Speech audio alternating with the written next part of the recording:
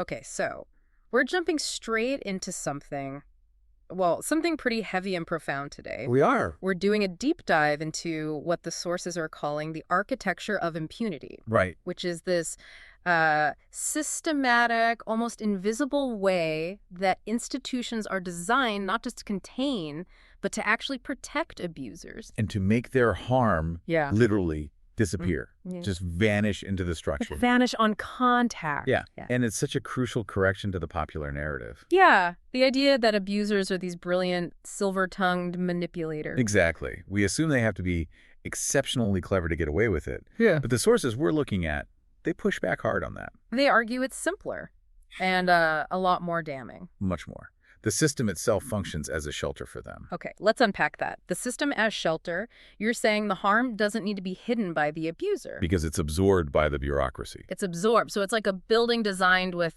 shock-absorbing walls. The impact just dissolves into forms, protocols, all these professional norms. Norms that were never designed to register that kind of injury in the first place. Right. And the key sort of load-bearing component in that whole architecture is ableism.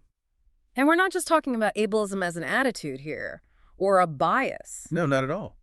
The sources frame it as architecture, as an operating system, a structural grammar. A grammar? Yeah, a grammar that silently dictates whose distress is, legible, whose communication gets to count as credible evidence. And whose account of reality is deemed authentic enough to even matter. Precisely. It dictates whose experience has evidentiary weight. Which leads to this core inversion you mentioned, where the system just completely confuses harm with harmony. And honesty with hazard. Honesty with hazard. That's the engine of impunity right there. The people who actually destabilize the abusive dynamic by just naming it. By just saying what's happening. Yes, with clarity. They're the ones who get punished for the disruption. Mm-hmm. Meanwhile, the person cultivating confusion or, vagueness, they become the most trusted voice in the room. This brings us right to what the sources call the penalty for clarity.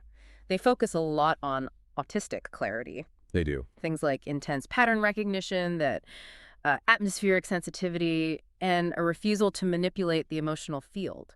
So why is that read as a liability? Well, because if you communicate in wholes, if you see the whole pattern, the context, the contradictions. You see the whole picture. Right.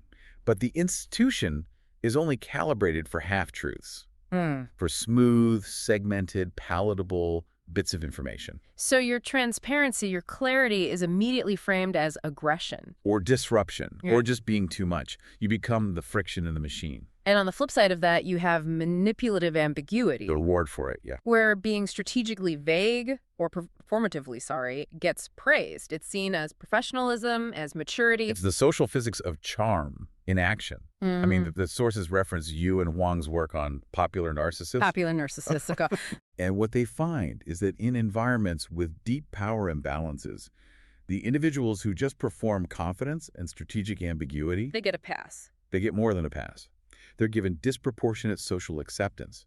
It's about elevating the impression of competence over the reality of integrity. But why is ambiguity such a professional asset? Why can't the machine handle the truth? Because truth is messy. It causes friction. Ambiguity, on the other hand, lets the institutional machinery run smoothly. It gives everyone plausible deniability. Which then gets reframed as diplomacy. So when you're the one raising a difficult truth, the system doesn't see the dynamic you named as the problem. It sees you as the problem. You're the danger to stability. Exactly. So if this whole bias is baked into the architecture, where did the blueprint even come from? This doesn't sound accidental. It was absolutely engineered. The sources argue pretty convincingly that ableism began as a governance tool. The governance tool. Yeah.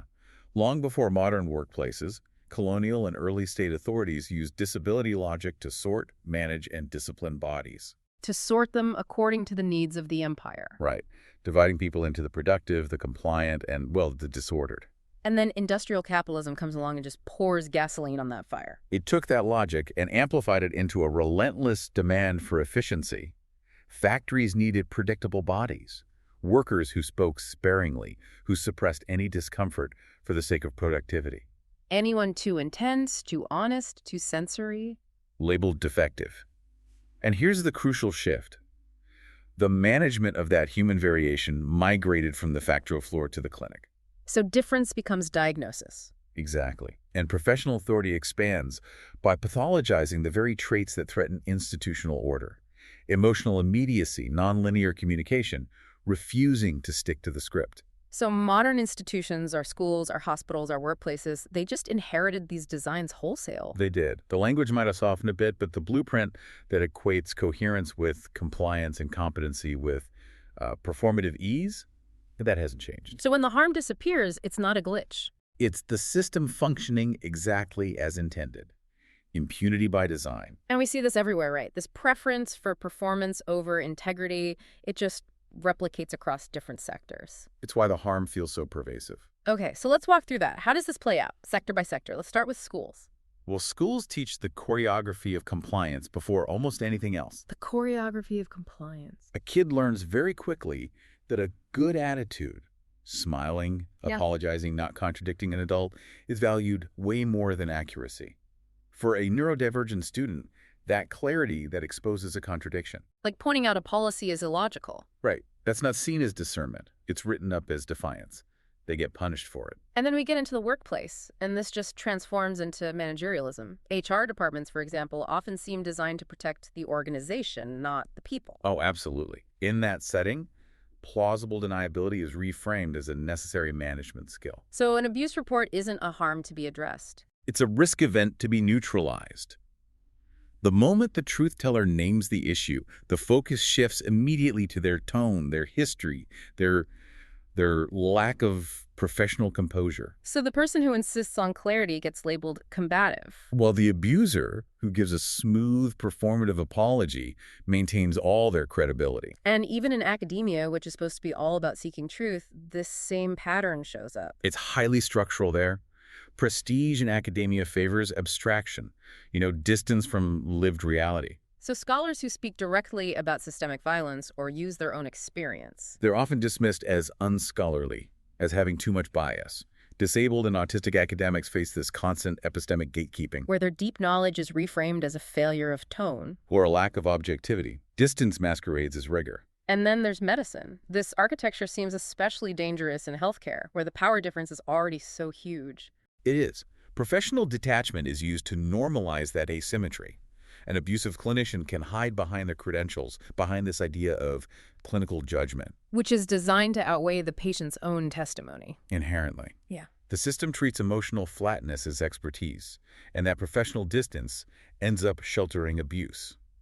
Autistic patients and clinicians are so vulnerable here because their communication style is often read as unreliable. That's histrionic. Right, by a profession that prizes performative ease above all. So the system consistently finds the smooth explanation more trustworthy than the messy, discordant truth. Always. And when the smooth performance fails, when the organization's contradictions start to surface, the system needs a pressure valve. That's where scapegoating comes in. That's its function. The organization searches for the person who is easiest to frame as the problem, the lightning rod, To protect the structure. to protect the structure itself. And autistic people often become ideal scapegoats because their nervous systems register that systemic wobble first. And their unfiltered perception names the dynamic before anyone else is ready to hear it. In a system that's allergic to truth, that clarity makes them a threat to the institution's preferred story, which is always, everything is fine. Precisely. And then this brutal equation plays out.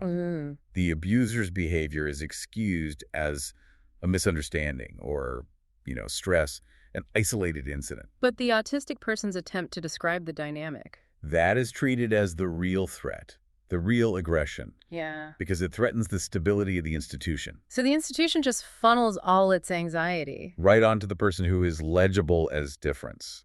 And what are the consequences of that? The sources call this process administrative violence. It follows a really distinct pattern. First comes minimization and rationalization. It's not that serious. You're overreacting. They were under a lot of stress. Familiar phrases. Then comes redirection and scrutiny. The institution immediately shifts its gaze to the reporter's tone, their history, their supposed contribution to the conflict. They audit the truth teller, not the dynamic. Exactly. Yeah. And if that truth teller persists in naming the pattern, Then what? then the system moves to active punishment and exclusion. They're left out of meetings, they're written up, they're quietly managed towards the exit. Leading to job loss, misdiagnosis. Or just this severe erosion of self-trust. The institution's response becomes a second, often more devastating injury. It proves that structural compliance matters more than individual safety. Okay, so this means if the harm is architectural, the solution has to be infrastructural. It has to be.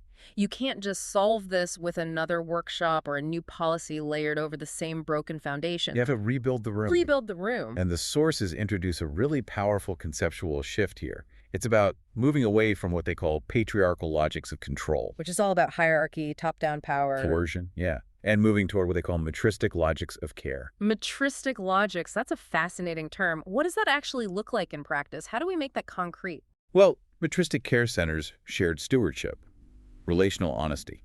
Instead of seeing conflict as a reason for punishment, it sees it as a site for collective repair.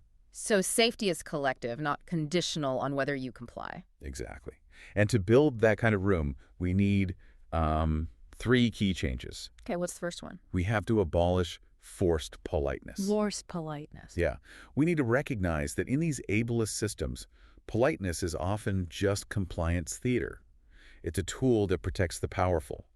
We have to replace that scripted niceness with relational honesty. Where directness isn't automatically seen as aggression. Right. And second, we have to target the evaluation systems that reward performance over integrity. That's huge.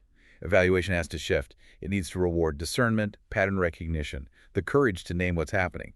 Institutionally, we have to learn to distinguish between calm and safety. And charm and trustworthiness. Yes. Calm can hide horrific abuse. Clarity, even when it's discordant, is a sign of true integrity. So what's the core takeaway for everyone listening to this, no matter where they sit inside these structures? It's this. Protecting autistic honesty protects everyone. How so? Because the traits the system currently punishes, clarity, pattern recognition, a refusal to collude with ambiguity, those are precisely the traits that interrupt abuse at its root. When you punish the truth teller, you're guaranteeing the harm will continue. You are ensuring it. The architecture of impunity can only survive when the architecture of care is absent. And when systems start rewarding directness instead of that smooth performance, abusers lose their camouflage. They lose their shock absorbers. So the work ahead isn't about training vulnerable people to better defend themselves against dynamics they didn't create. No. It's about building institutions where clarity is centered as a stabilizing force, where directness is treated as a form of care and collaboration. Not a threat to be contained. Exactly. Which really leaves us with a question, doesn't it? For you, listening, what concrete steps can you take today to help design a room, a policy, a meeting culture, an HR procedure where that pattern recognition is seen as a necessary skill, and refusing to play along with plausible deniability is rewarded as the highest form of integrity?